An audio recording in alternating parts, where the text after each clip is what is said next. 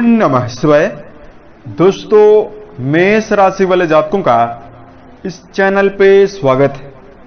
इस वीडियो में हम आपको बताने जा रहे हैं मेष राशि वाले जातकों के लिए साल 2022 में 1 से लेकर 15 नवंबर तक का समय किस प्रकार जाने वाला है।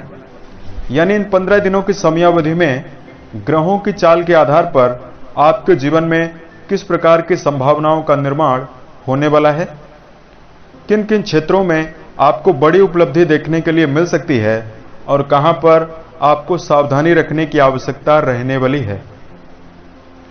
तो यह राशिफल मेष राशि वाले जातकों के लिए ही बनाया गया है और आपकी चंद्र राशि के ऊपर आधारित है, तो आप इसे इसी आधार पर जरूर देखें।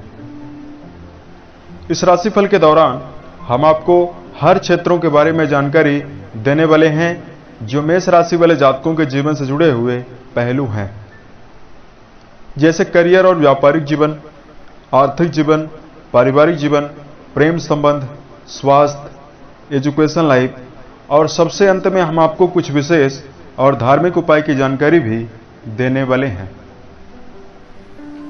तो दर्शकों, राशिफल को हम प्रारंभ करें, लेकिन उससे पूर्व आपको जानकारी दे रहे हैं कि इन 15 दिनों में आपकी राशि के ऊपर किस प्रकार की ग्रह स्थितियां बनी हुई हैं। देखिए, लगन भाव में राहु देव और आपकी राशि के सप्तम भाव में केतु मौजूद रहेंगे। केतु के साथ सूर्य, शुक्र और बुध की उपस्थिति भी बनी हुई रहने वाली है। आपकी संपूर्ण राशि को नियंत्रित रखने वाले ग्रह मंगल देव इस दौरान इन 15 दिनों की समयावधि में आपके पराक्रम भाव में रहेंगे। शनि आपके कर्म भाव में रहेंगे, यानी दशम भाव में रहेंगे। देवगुरु बृहस्पति आपके द्वादश भाव में यानी व्यय भाव में रहने वाले हैं। इस प्रकार की ग्रह स्थितियां आपकी राशि के ऊपर बनी हुई रहने वाली है।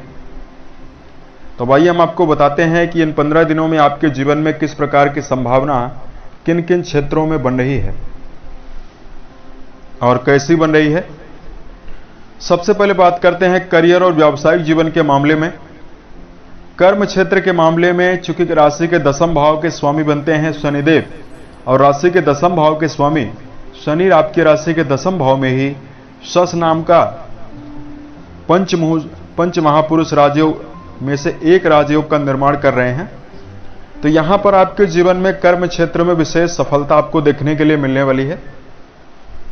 इन 15 दिनों में यदि आप अपने आप को शांत और धैर्यवान बनाकर चलने की कोशिश करते हैं तो आप सकारात्मकता के साथ सफलता की ओर बढ़ने में समर्थ रहने वाले हैं।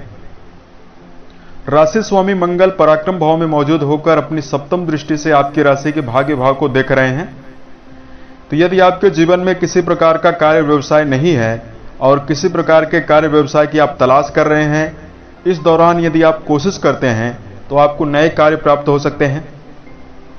रुके हुए कार्यों के बनने से भी आपको मन में प्रसन्नता देखने के लिए मिल सकती है। इस दौरान आप अपने जीवन में कर्म क्षेत्र के मामले में लाभदायक परिणाम प्राप्त करने में सफल रहेंगे। व्यावसायिक विस्तार भी आपके जीवन में काफी ज्यादा होगा। धन को लेकर जानकारी दिया जाए, आपके धन भाव के स्वामी राशि के सप्तम भाव में सूर्य, बुध और केतु के साथ मौजूद हैं और आपके लाभ भाव के स्वामी राशि के कर्म भाव पर मौजूद हैं। तो इन 15 दिनों में धन के मामले में आपको किसी प्रकार की ज्यादा चुनौतियां देखने के लिए नहीं मिलेंगी। धन के मामले में आपको मिश्रित परिणाम मिलने वाला है।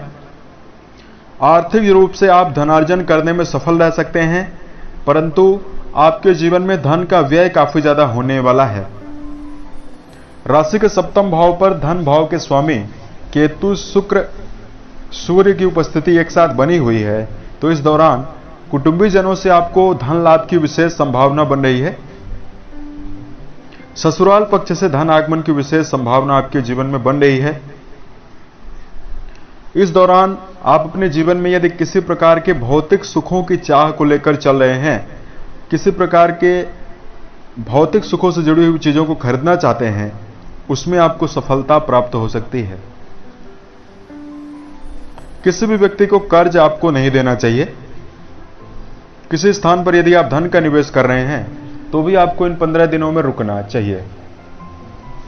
अब अगर आपकी राशि के लिए इस दौरान पारिवारिक जीवन के मामले में जानकारी दिया जाए, पारिवारिक जीवन का विचार राशि के द्वितीय और चतुर्थ भाव से करते हैं।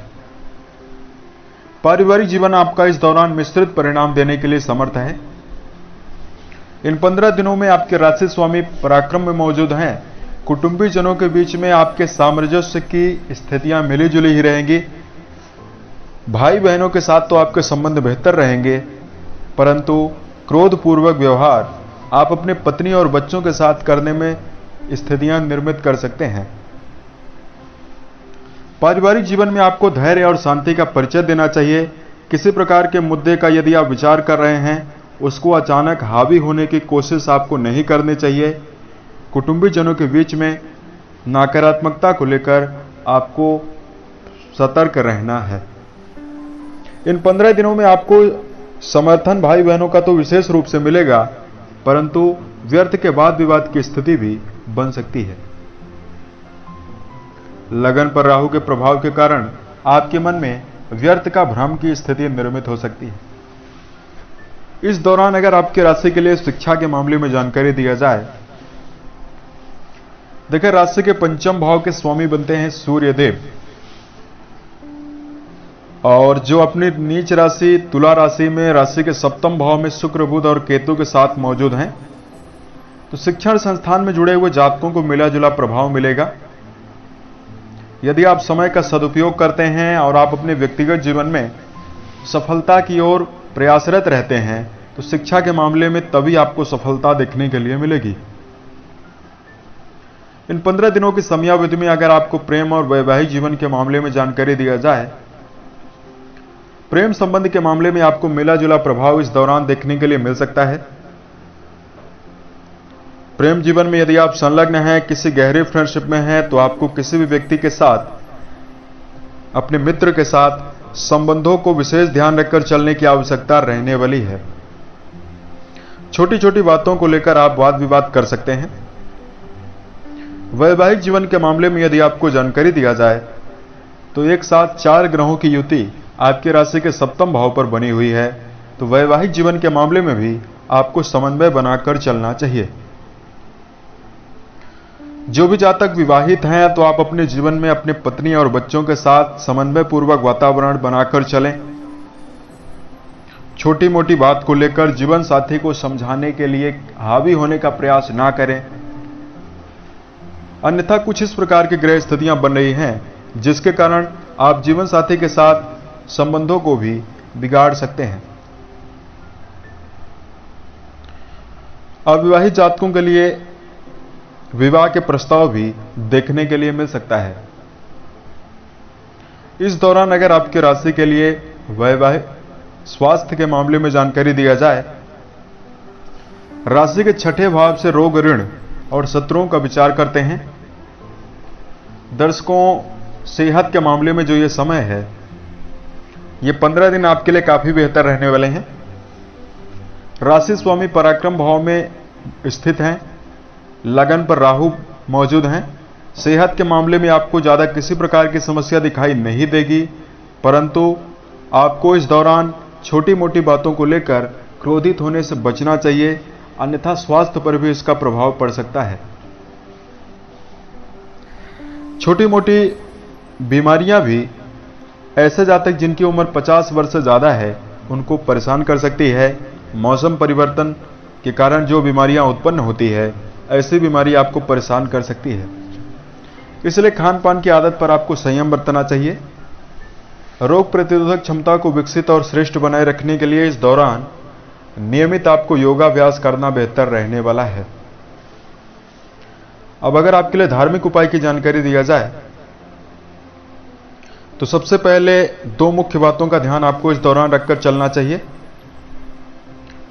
इस दौरान मेष राशि वाले जातकों को अपने जीवन में यदि आप किसी प्रकार की गलत संगत में हैं, नेगेटिव विचारों की मित्र मंडली में हैं, नकारात्मकता में हैं, तो आपको इससे छोड़ना चाहिए, सकारात्मकता की ओर आने का प्रयास करना होगा।